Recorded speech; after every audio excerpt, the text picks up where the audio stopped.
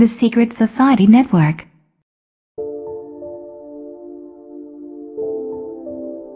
Beneath the broad tide of human history, there flow the stealthy undercurrents of the secret societies, which frequently determine in the depths the changes that take place upon the surface.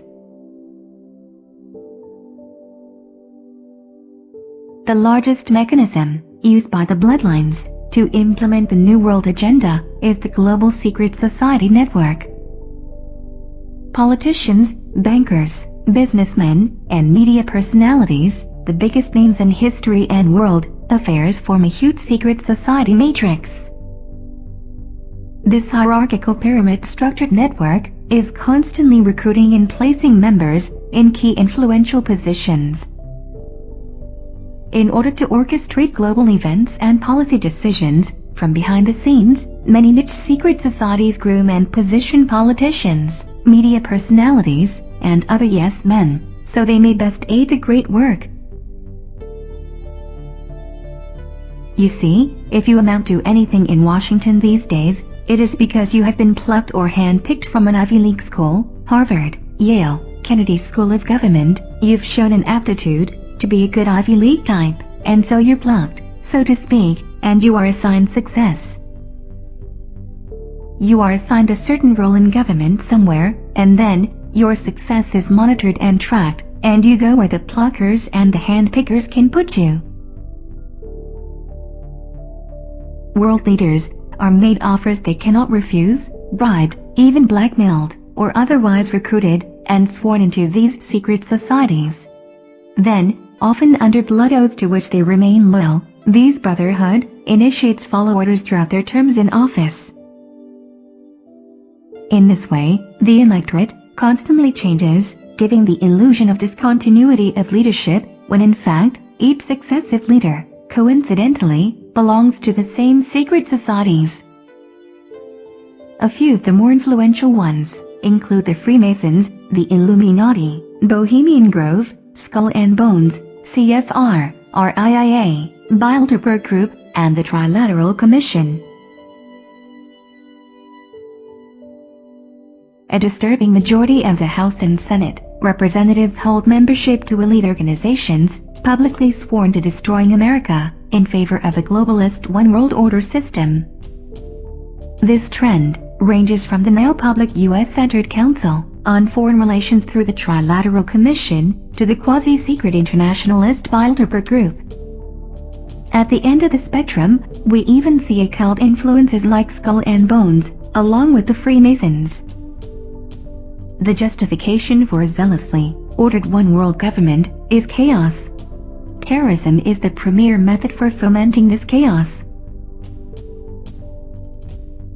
The conspiracy to create a centralized global fascist state is orchestrated in the five-sense world by a secret network known collectively as the Illuminati, or Illuminated Ones. They manipulate through secret societies and groupings, like the Freemasons, Knights of Malta, Knights Templar and the Jesuits. These and others feed carefully chosen recruits into the Illuminati, and they are installed in positions of power throughout the world, infesting all colors, races, creeds and countries. It is not that everyone in the secret societies is aware of the plot. The overwhelming majority are not. The Illuminati operate like a cancer to infiltrate and covertly control other organizations. Most Freemasons never progress higher than the bottom 3 levels of degree, the so-called blue degrees, and they don't realize what their organization is being used for.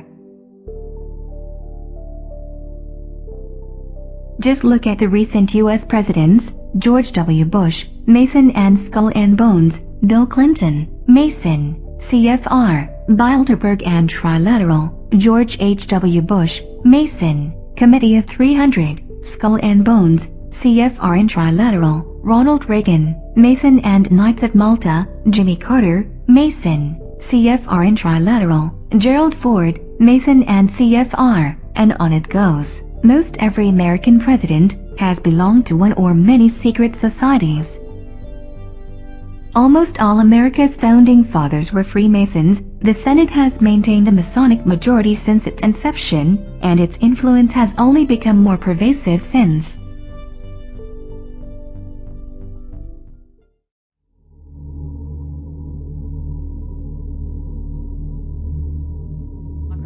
This is extremely dangerous to our democracy. This is extremely dangerous to our democracy. This is extremely dangerous to our democracy. This is extremely dangerous to our democracy. This is extremely dangerous to our democracy. This is extremely dangerous to our democracy. This is extremely dangerous to our democracy. This is extremely dangerous to our democracy. This is extremely dangerous to our democracy. This is extremely dangerous to our democracy. This is extremely dangerous to our democracy.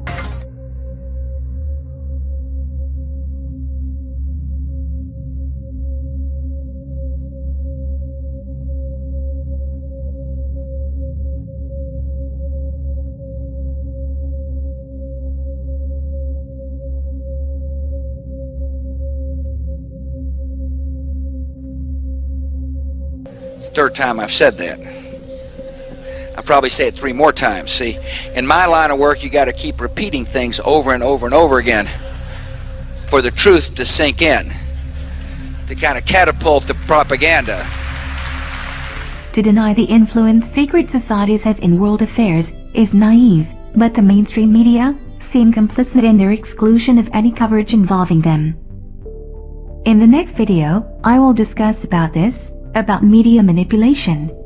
This mainstream media blackout is also maintained through secret society membership.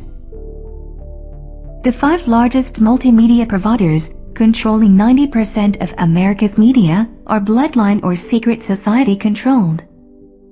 For example, the following are just a few of the hundreds of CFR, Trilateral, or Bilderberg-owned or managed companies: ABC, CBS, NBC, PBS, CNN, AP, Reuters, New York Times, New York Post, Washington Post, Washington Times, LA Times, Wall Street Journal, Newsweek, Businessweek, National Review, Time, Life, Look, Fortune, Reader's Digest, U.S. News and World Report, Atlantic Monthly, McCall's, World Review, and Scientific American.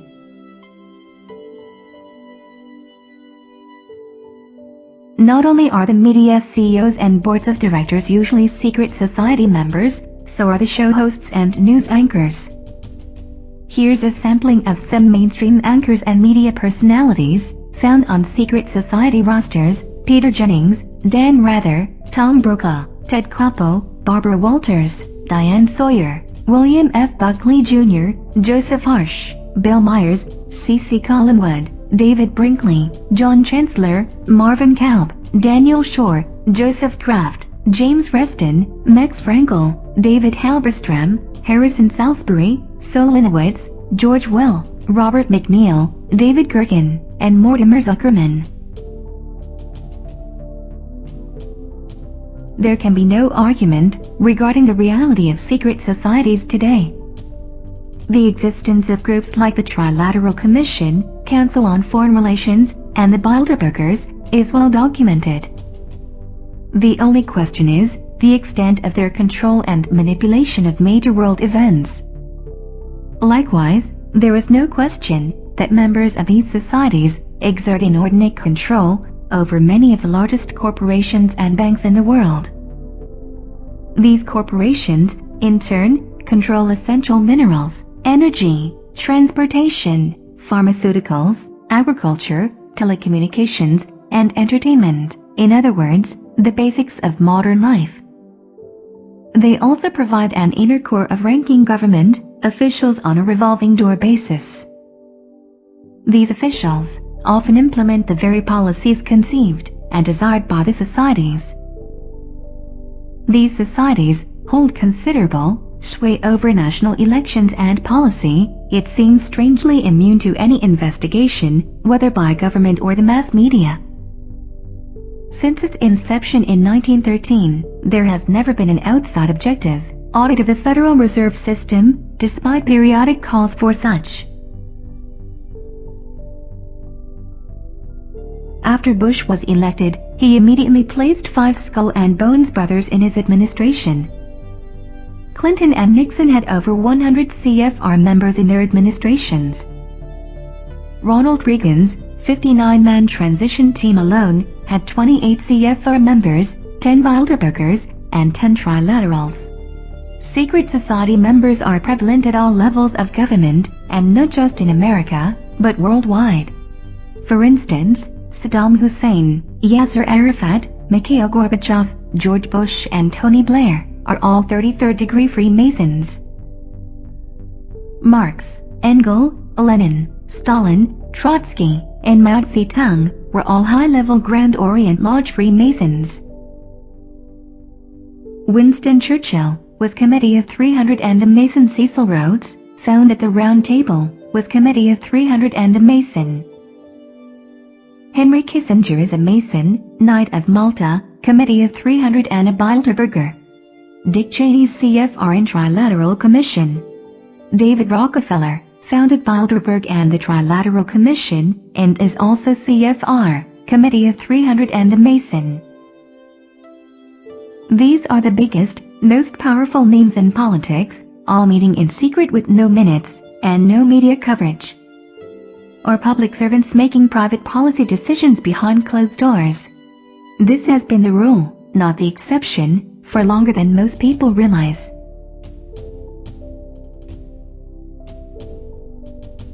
During the 19th century, British Prime Minister Benjamin Disraeli was quite outspoken regarding the influence of secret societies in politics. The world is governed by very different personages from what is imagined by those who are not behind the scenes.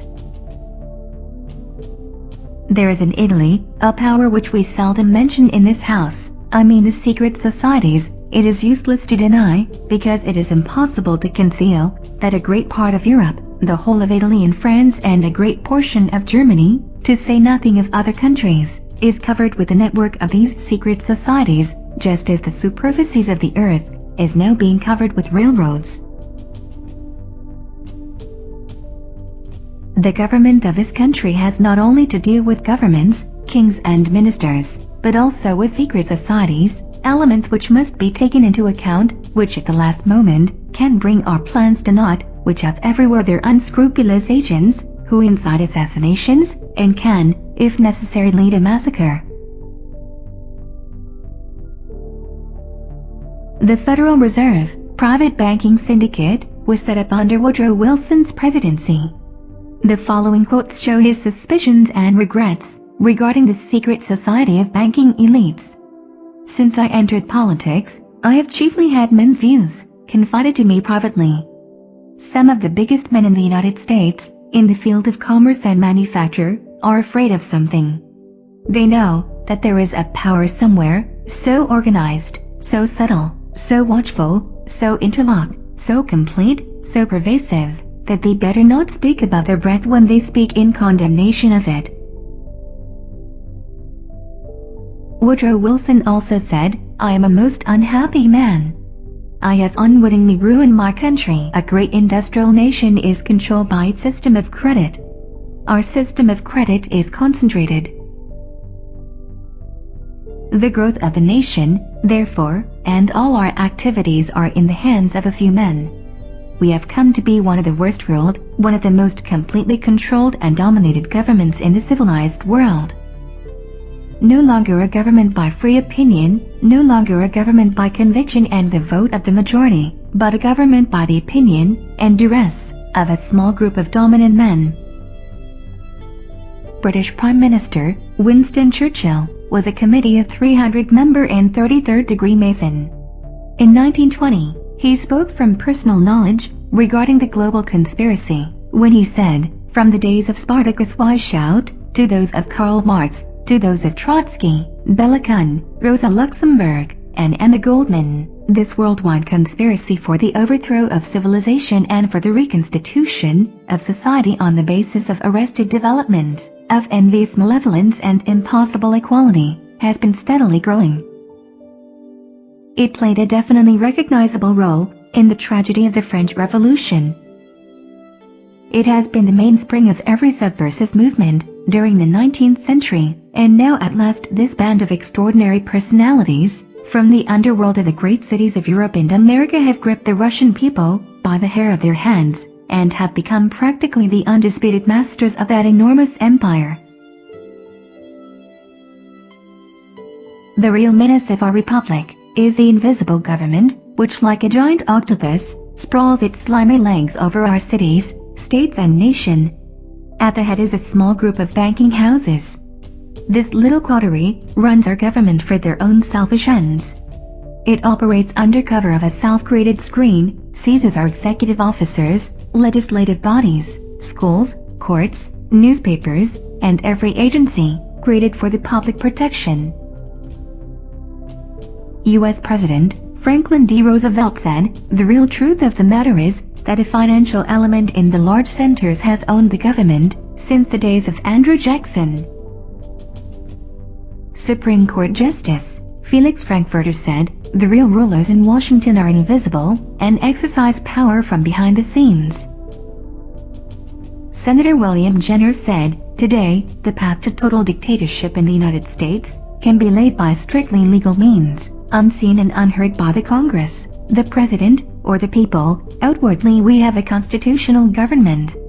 We have operating, within our government and political system, another body representing another form of government, a bureaucratic elite, which believes our constitution is outmoded, and is sure that it is the winning side. All the strange developments in the foreign policy agreements may be traced to this group, who are going to make us over to suit their pleasure. This political action group has its own local political support organizations, its own pressure groups, its own vested interests, its foothold within our government, and its own propaganda apparatus." Bloodline President John F. Kennedy was well aware of America's secret society control. His many rebellious decisions against the global elite, his non-participation in the great work, would ultimately lead to his assassination. He did, however, try to warn the average American of our plight. On April 27, 1961, in an address to newspaper publishers, JFK said, "The very word secrecy is repugnant in a free and open society, and we are as a people, inherently and historically, opposed to secret societies, secret oaths, and secret proceedings, for we are opposed around the world by a monolithic and ruthless conspiracy that relies primarily on covert means for expanding its sphere of influence. It depends on infiltration instead of invasion, on subversion instead of elections, on intimidation instead of free choice. It is a system which has conscripted vast human and material resources into the building of a tightly knit, highly efficient machine that combines military, diplomatic, intelligence, economic, scientific, and political operations. Its preparations are concealed, not published. Its mistakes are buried, not headlined. Its dissenters are silenced, not praised. No expenditure is questioned, no secret is revealed. I am asking your help in the tremendous task of informing and alerting the American people." JFK also said at Columbia University, November 1, 1963, "The high office of President has been used to foment a plot to destroy the Americans' freedom, and before I leave office, I must inform the citizen of his plight." Testimony of some able men against the Copernican theory. It is not surprising that able men who have studied the subject of modern astronomy have rejected with contempt the theory of the Earth being a revolving planet. Let me cite a few instances from well-known names. Tycho Brahe, the distinguished Danish astronomer, who flourished soon after Copernicus, writes as follows: "The heavy mass of Earth, so little fit for motion in every respect, could not be displaced in the manner they propose, and moved in three different ways, like the celestial bodies, without a shock to the known principle of physics, even if they could set aside the express testimony of Scripture." The great Lord Bacon, the profoundest thinker of his age, was completely opposed to the Copernican system of astronomy, as may be seen in several passages of his Novum Organum, from one of which I quote the following. In like manner, let the motion inquired into be that other motion of rotation, so celebrated among astronomers, resisting and opposed to the diurnal motion, namely, from west to east, which the old astronomers attributed to the planets, and also to the starry heavens, but Copernicus and his followers to the earth. And let it be asked, whether any such motion be found in nature, or whether it be not rather a theory fabricated, and assumed for the convenience and abbreviation of calculation, and to favor that beautiful project of explaining the heavenly bodies by perfect circles. And most certain it is, if we may reason like plain men, for a while, dismissing the fictions of astronomers and the schools, whose fashion it is unreasonably to do violence to the senses, and to prefer what is most obscure, that this motion does appear to the senses as we have described it. And we once caused it to be represented by a sort of machine composed of iron wire. In his Confession of Faith, Lord Bacon also says, I believe that God created the heavens and the earth, and gave unto them constant and perpetual laws, which we call laws of nature, but which mean nothing but God's laws of creation. The Reverend John Wesley, in various parts of his journal, expresses his disbelief in the Copernican or Newtonian theory of the universe. For brevity, I quote only one passage. The more I consider them, the more I doubt all systems of astronomy. I doubt whether we can, with certainty, know either the distances or the magnitude of any star in the firmament, else why do astronomers so immensely differ with regard to the distance of the sun from the earth? Some affirming it to be only 3, and others 90 millions of miles. I shall just add a vigorous testimony of Goethe. It may be boldly asked, where can the man be found, possessing the extraordinary gifts of Newton, who could suffer himself to be deluded by such a hocus-pocus, if he had not in the first instance willfully deceived himself? Only those who know the strength of self-deception, and the extent to which it sometimes trenches on dishonesty, are in a condition to explain the conduct of Newton and of Newton's school. To support his unnatural theory, Newton heaps fiction upon fiction, seeking to dazzle, where he cannot convince. In a scientific lecture, delivered in 1878, at Berlin by Dr. Sepper, proving that the Earth neither rotates nor revolves, he quoted the following, still stronger protest of Goethe, against the delusions of modern astronomy. In whatever way or manner may have occurred this business, I must still say that I curse this modern theory of cosmogony, and hope that perchance there may appear, in due time, some young scientist of genius, who will pick up courage enough to upset this universally disseminated delirium of lunatics. I could easily cite other good authorities to similar effect, but I think enough have been already given, to show that the absurdities of modern astronomy have not been palmed upon the world, without a strong protest from thoughtful minds, and I sincerely trust that the following videos may prove useful to some honest thinkers, not only in exposing the fallacies of this chimerical science, but in showing the true position of the world, as proved by facts in nature, and as unfolded in the Word of God. That Word is the only true exponent which we possess for opening up to us the wisdom and the power of God, as displayed in the works of nature, as well as in the still higher revelation of His divine purposes of grace, in bringing at last the whole creation into complete harmony with Himself. It gives me real pleasure to subjoin, from January 1893, of the Earth Not a Globe Review, the following extract, written by the late Dr. Woodhouse, formerly Professor of Astronomy at Cambridge. When we consider what the advocates of the Earth's stationary and central position can account for, and explain the celestial phenomena as accurately to their own thinking as we can ours, in addition to which they have the evidence of their senses, and scripture, and facts in their favor, which we have not, it is not without a show of reason that they maintain the superiority of their system. However perfect our theory may appear in our own estimation, And however simply and satisfactorily the Newtonian hypotheses may seem to us to account for all the celestial phenomena, yet we are here compelled to admit the astounding truth: if our premises be disputed, and our facts challenged, the whole range of astronomy does not contain one proof of its own accuracy.